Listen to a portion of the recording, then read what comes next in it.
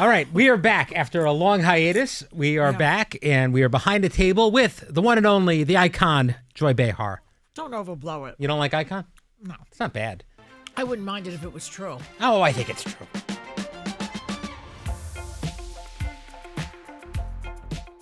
You know, my friend Bernadette didn't call it a hiatus. She calls it a hyannis. That's funny, isn't it? Yeah, she got like a colonoscopy or something. How was your week off, Joy? Well, you know, I feel that flying to Miami or flying to the Bahamas, which is all what you all did, Caymans and all this other, to me, that is a waste of time. Yes. Because what I like on a vacation is a spa treatment, good food, and blackjack. And I don't want to sit on a beach. All it does is give you skin cancer. So that to me, so I went to Foxwoods. Okay. You know, people always remark about how young you look all the time. Do you think part of that has been avoiding sitting on beaches your life? Yeah. I mean, my skin, I hate the beach. Yeah. I don't like to sit on the sand. What is the point of sitting on sand? We've known each other for 10 years now, and what I think in that time, you've planned and canceled at least 20 to 30 beach vacations in the time that I've known you. Yes, you've petitioned to have time off. You've booked something. Yeah. You've asked about restaurants. You've gotten right to it. And then you said, I didn't go. I didn't feel like it. I didn't want to do it. I like Puerto Rico because Puerto Rico has casinos. Yes, I like a casino too. I'm right there with you. The Bahamas has a casino. Yeah. You didn't love our Bahamas trip. You accused me of working you too hard. I was working. I wasn't really on vacation. No, you did play cards. We did But that. people I know say they like. I asked, "What did you do?" I read, That's what I did. and that's what they did. They basically and they had kids with their children with Right. them. That's my trip too. And I went to the Bahamas. I went back to Bahamar. And but it was it's relaxing. I don't know. It's restorative. People were very upset that we were on vacation. The social media people and stuff Well, like that. what are we supposed to always work 24/7? Well, they're mad that we didn't announce it beforehand, apparently. Which, by the way, if you listen to the podcast, we did announce it. So if you want to be in the know, come behind the table. All right. But also, why am I going to announce it and have people not tune in? Tune in.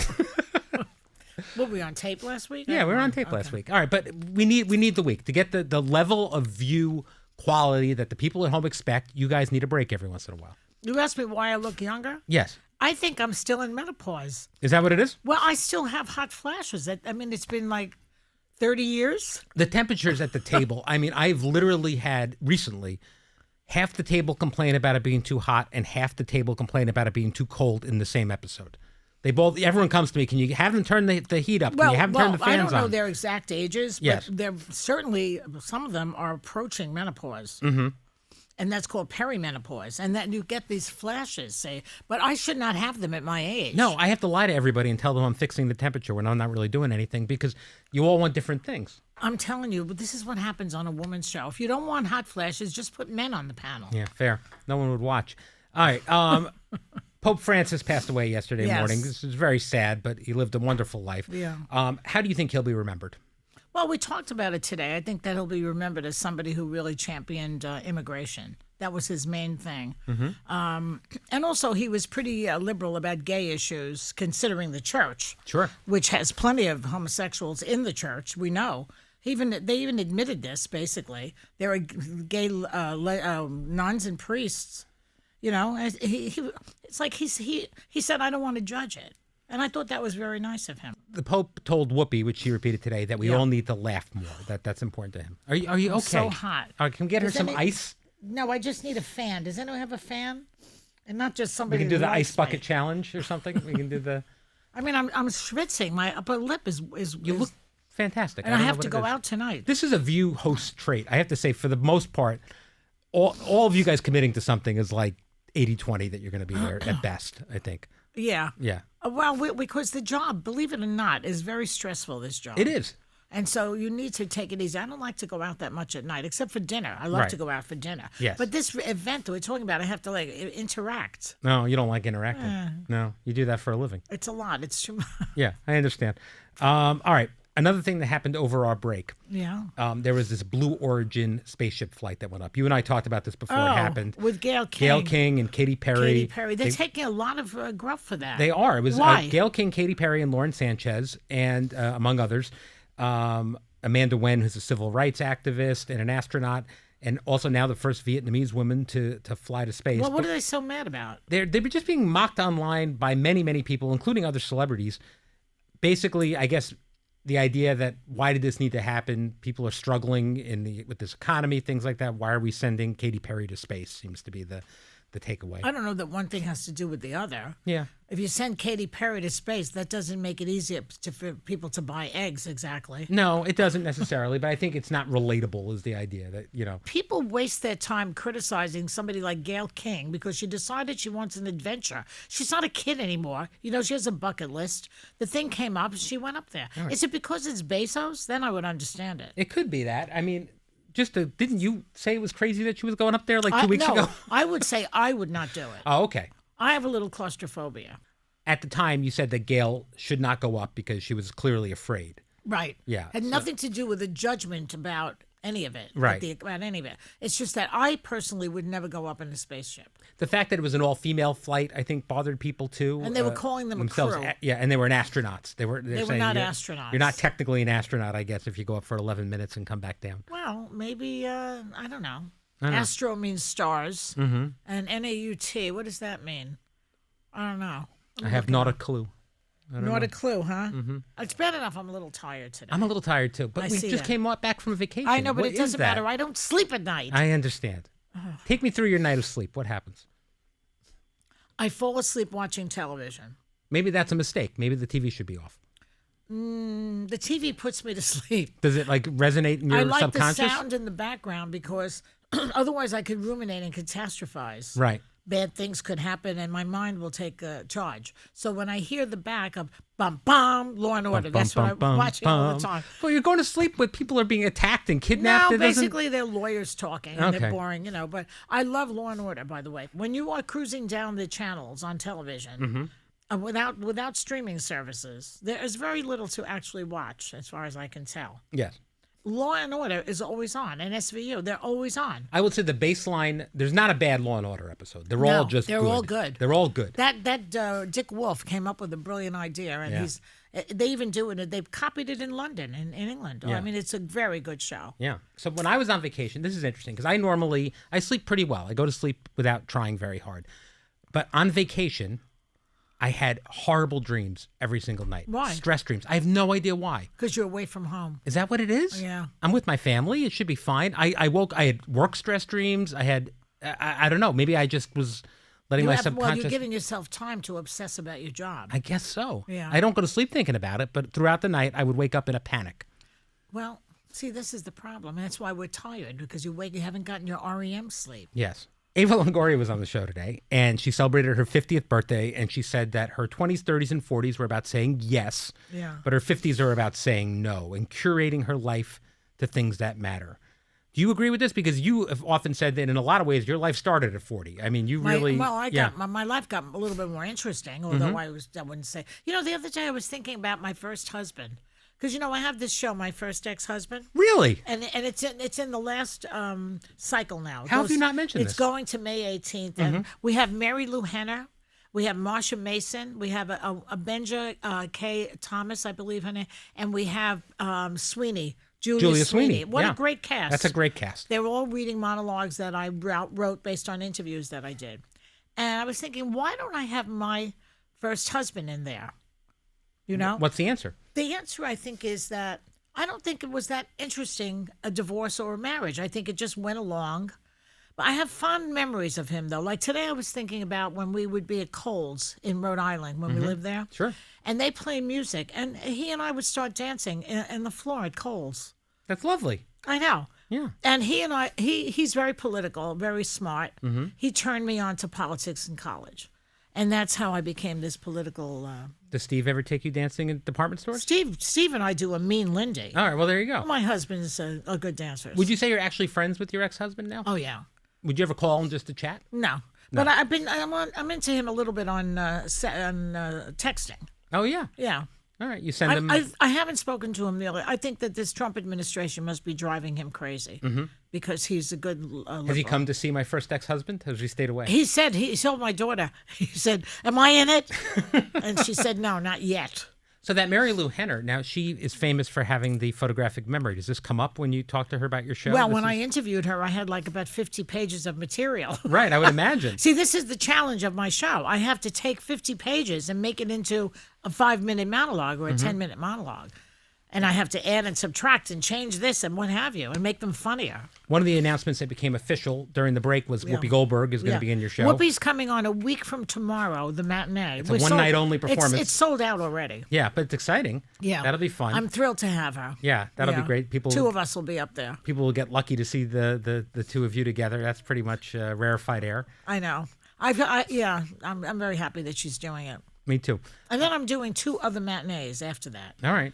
So with these girls, Mary Lou and Marsha Mason, et cetera, et cetera. Well, you love your matinees. Just 2 matinees. You know, ever tell you that story of my mother? Many times. That's why I was saying it. My father loves his matinees. Yes, like father, like daughter. All right, we have a listener question for you. Okay. Guppy from California. Guppy? Yeah. Yeah. Says, I'm a budding playwright who is also making a career transition. Joy said in a panel interview that you need to find the gold in your interviews. Yes. Is this person going to be doing interviews? Apparently. Yeah. I'm curious if Joy can impart more about her process of finding the gold. Is there a magic formula? Well, a monologue is the same as a short story. It has an arc, it has a protagonist, it has an obstacle, it has an antagonist, and it has a solution. It's the same structure as any short story or a novel. Or a play. Any artistic endeavor has the same elements.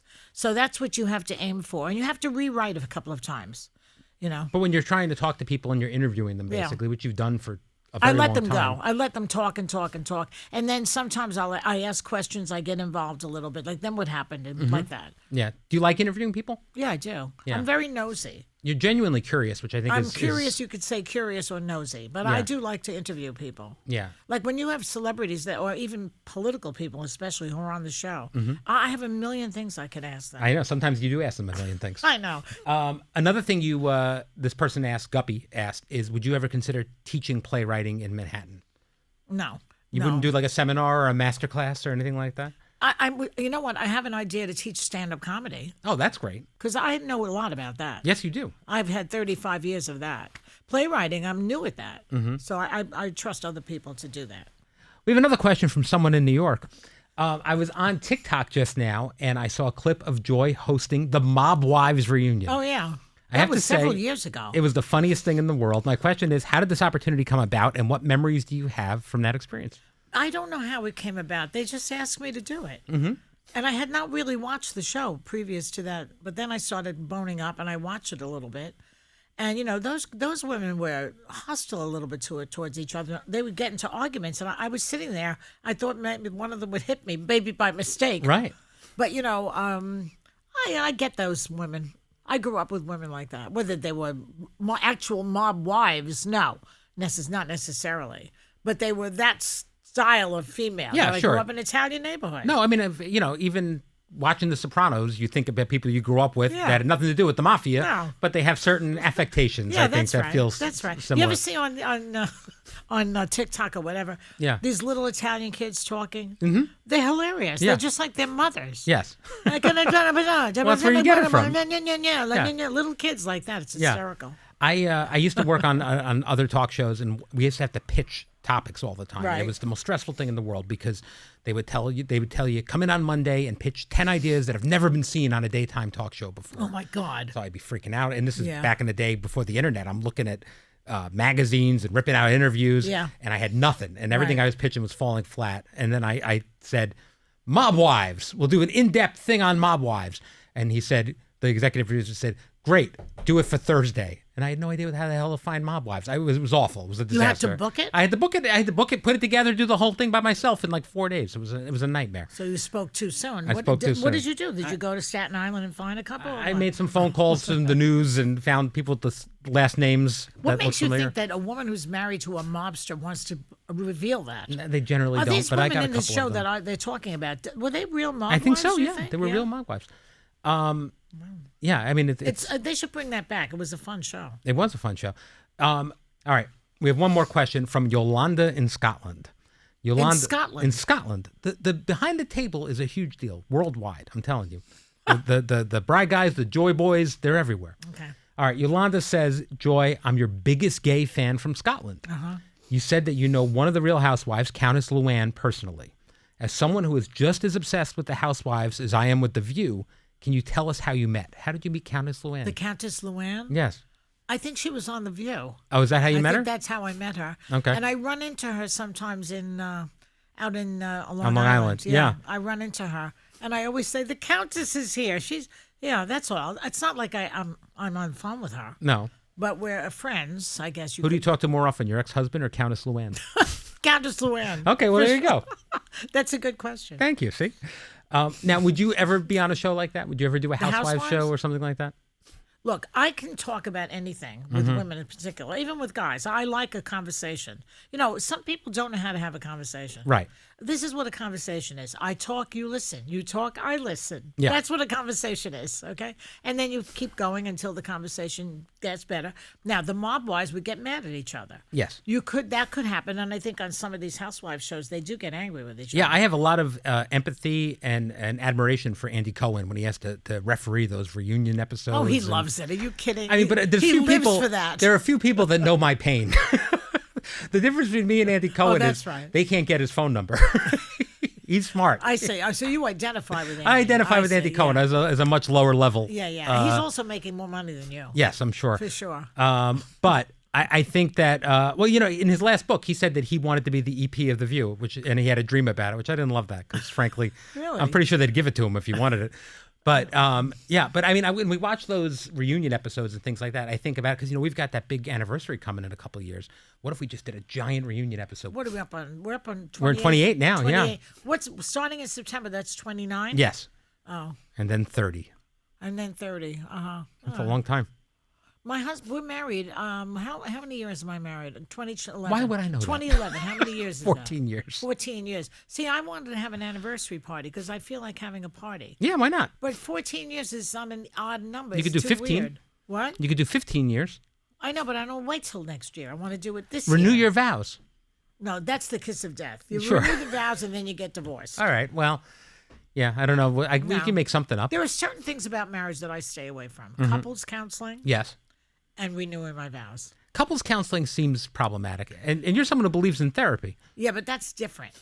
I'm in the room alone. I can say what I want about the person, and he's not going to hear it. Mm-hmm. But if I'm doing couples counseling and I say, he's not a generous lover, that will never go away. No. The appeal for couples counseling to me is the idea that I feel like if I had an impartial person in the room, I'd be right about everything. I think I would have the conversation. You know, and you should do that just to prove to yourself that you would not be right about it. I think, well, my wife would never agree to this, but I think that because she'd say I was biased or I'm distorting the facts or I'm manipulating him, Yeah. but I think I would win everything at this point. Yeah, well, you're delusional. Yeah, what else is new? You know, here's the thing. I believe that in order to solve a marital problem, you have to take the blame for what you did. It's the same with people in general. Mm-hmm. So I know people, they'll be like, well, he dropped me or he ghosted me because some excuse that they'll give. Maybe I had something to do with it, right? If he ghosted me. Sure. So I take the blame for it and then you can move on to the next friendship. Otherwise, you keep repeating yourself. All right. Thank you for joining me today, Joy. Tomorrow I'll be back with Anna Navarro, and we will see you then.